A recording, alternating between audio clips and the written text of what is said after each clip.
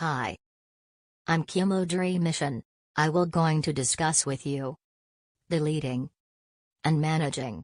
Leading involves the social and informal sources of influence that you use to inspire action taken by others.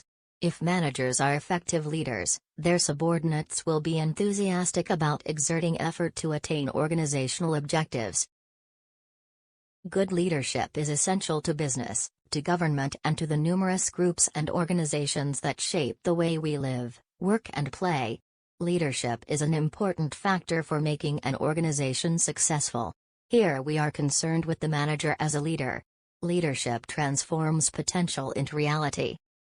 For a workplace of any type to thrive and expand its operations, the company must make good leadership a top priority. Every workplace, whether large or small, needs to educate its own leaders in the practices of good leadership. Skilled business and organizational leaders are able to motivate work groups to achieve all the goals for that group and thus improve the overall quality of workplace experience for all employees.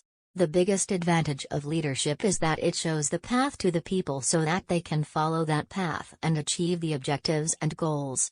In simple words, without leadership, group of people will not unite and fight for what is right, which in turn results in corrupt or wicked people continuing with their work without any fear of retaliation from people, as without leader group of people is similar to ship without a captain. Here are the advantages of leadership. Another benefit is that it gives confidence to the people, because when you have effective leadership, then you can be sure about the success of the mission for which you have chosen the leadership. It can be compared to a situation where you are traveling by air and the pilot is good, then as a passenger you will feel confident that your pilot will take you out from this turbulent weather to your destination. Next, it motivates people. Another merit of it is that it motivates people, because without proper leadership, a group of people may leave the battle halfway, and hence it is the leadership which takes the people right till the end and helps them in achieving the task for which the group of people followed a leader.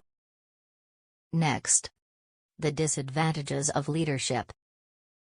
The biggest disadvantage of leadership is that sometimes it can be egoistic, in the sense that personal ego of the leader comes in the way of group achieving the task successfully. Hence, for example, if the CEO of the company does not like CEO of other company and he or she does not make business relations with that company due to personal reasons, then whole company will suffer due to personal ego of the CEO of the company. Last, leading people to bad cause. Another limitation of it is that sometimes it leads to leaders making use of people for doing illegal and unlawful work. Hence, for example, all terrorist organizations make use of leadership to entice people to follow the leader, and we all know that what the end result of such following is, and hence leadership sometimes can be bad for not only the followers but also the general public as a whole.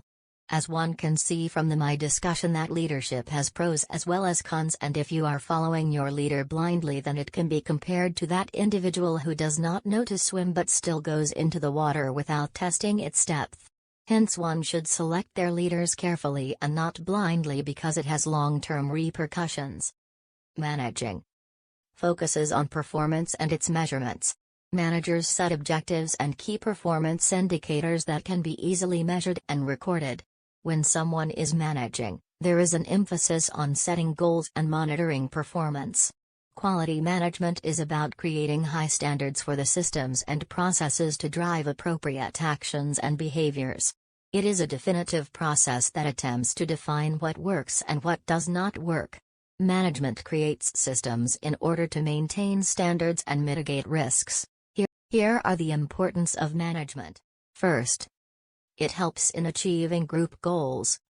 It arranges the factors of production, assembles and organizes the resources, integrates the resources in effective manner to achieve goals. Second, optimum utilization of resources. Management utilizes all the physical and human resources productively. This leads to efficacy in management. Third, reduces costs.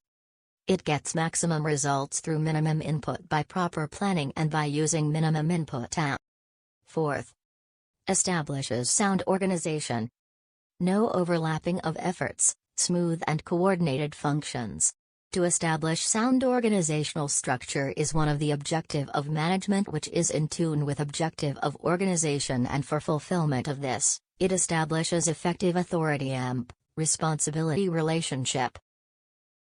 Fifth, establishes equilibrium. It enables the organization to survive in changing environment. It keeps in touch with the changing environment. Sixth, essentials for prosperity of society. Efficient management leads to better economical production, which helps in turn to increase the welfare of people. Differences between leading and managing. Leading is about creating, exploring, and communicating meaning and value with intentionally. Leaders engage others in a future vision of possibility. It starts with dreaming and a focus on mismatching the present and the future. This emphasis on the future versus the present is one of the key differences between managing and leading. While management is about the here and now, while leadership is about the future and the possibility of that future. Leaders do not manage the status, they want to disrupt the status in service of its future potential. So that's it for my video. Thank you for watching.